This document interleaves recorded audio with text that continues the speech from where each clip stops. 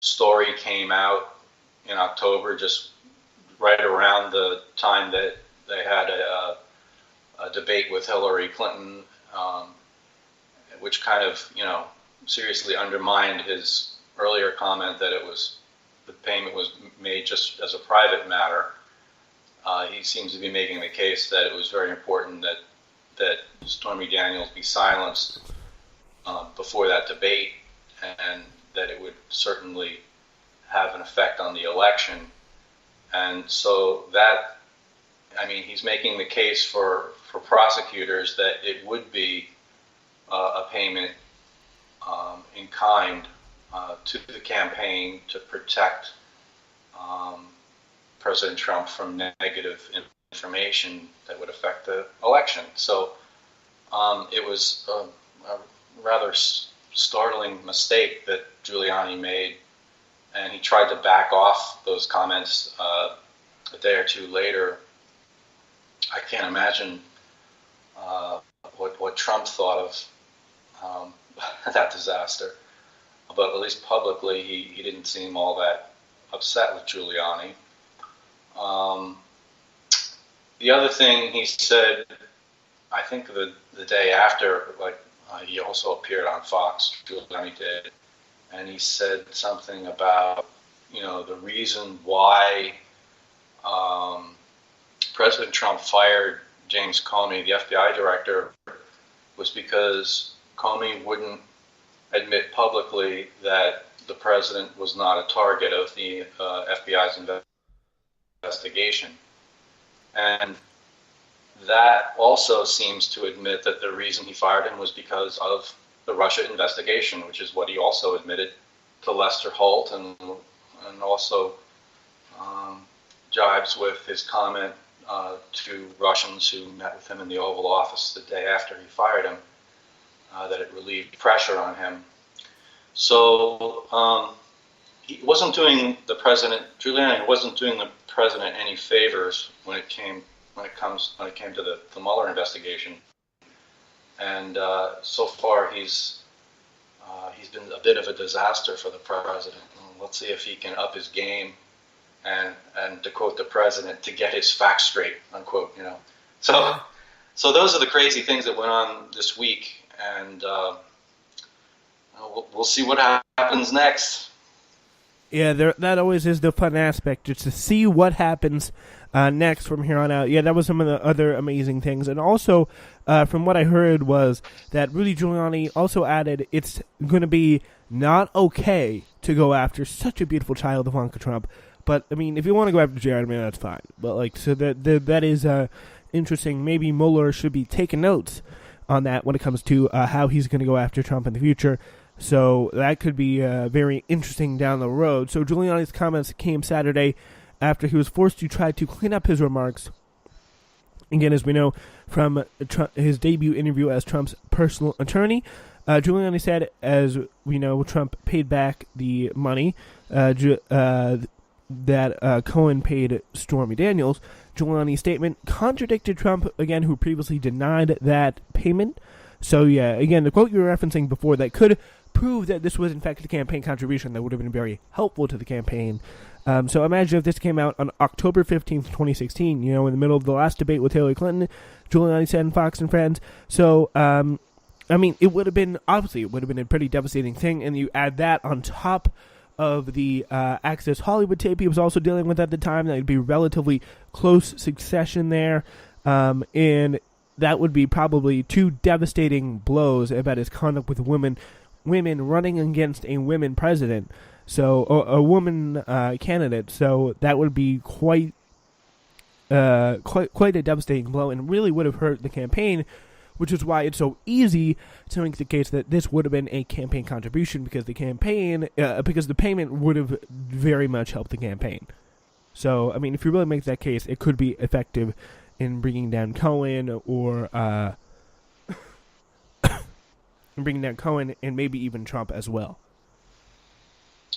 Yeah, and certainly he had that was a big concern of his. I think one of the reasons that Donald Trump, who had skirted with the idea of running for president back in 2012, and actually, other election years as well. One of the reasons he backed off was because he knew of all these problems he had with dalliances with other women, and he was afraid that these would come out during the campaign, these very things. So I'm sure he was scared to death when Stephanie Clifford came out close to the election and wanted to tell her story.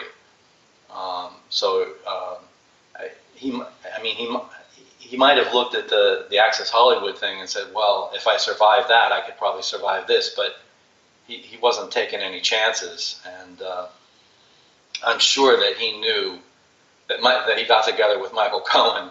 It just doesn't make any sense that he didn't know that this non-disclosure agreement was happening. It's hard to believe that Michael Cohen would just independently approach Stormy Daniels and her lawyer and work out this agreement without the president's knowledge. There was also a report he apologized or something like that to Trump's wife Melania for making that payment or something like that. It was a really weird, a lot of conflict going on with Michael Cohen. That's to say the least.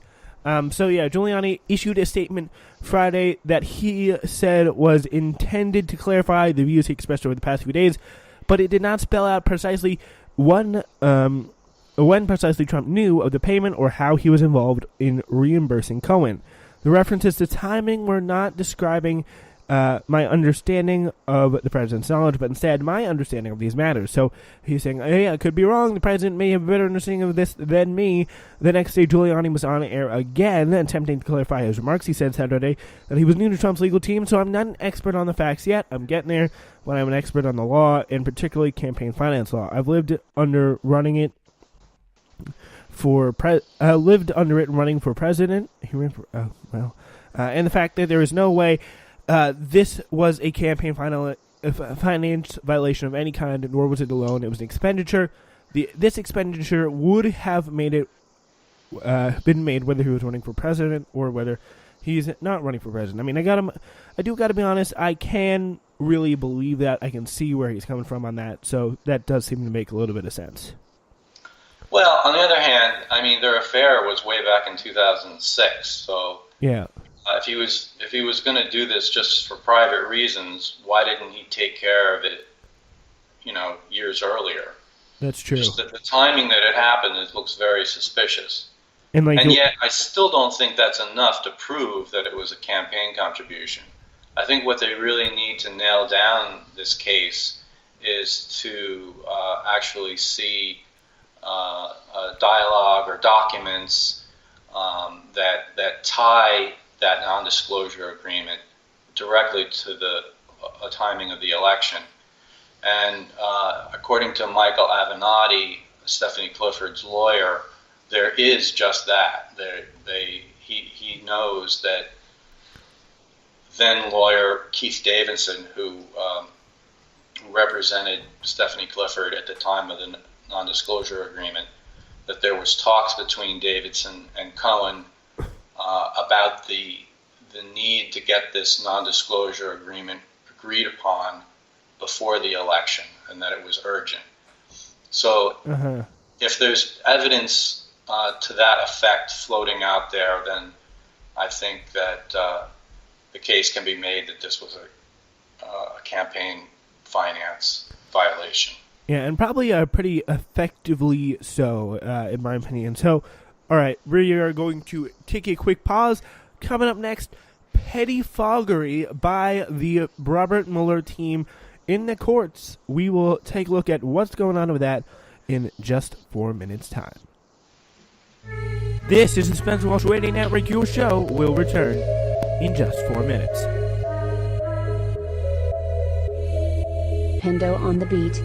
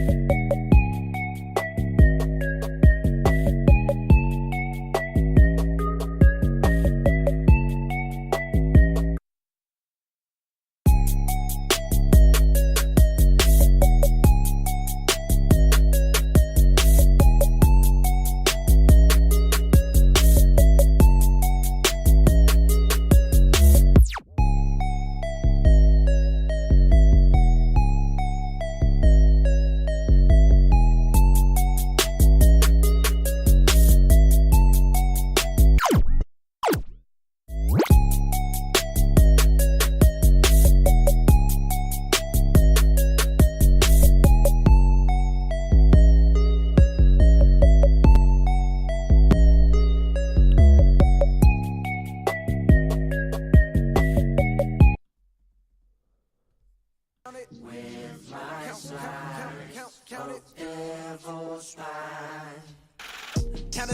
right, ladies and gentlemen, welcome back to today's show. My name is Spencer Walsh. Really appreciate you being with us here today.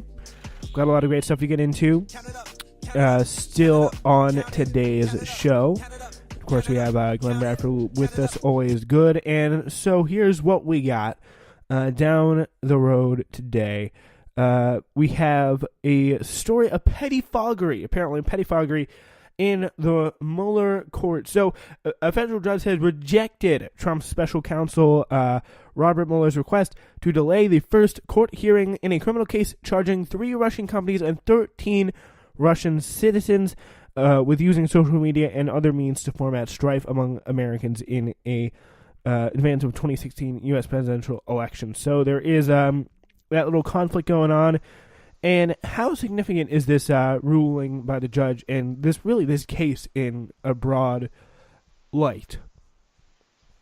You know, I have to be honest with you. I didn't hear about this story. I'm not exactly sure why the Mueller investigation wanted to delay that trial. And whatever their reasoning was, and I'm not sure that was made public,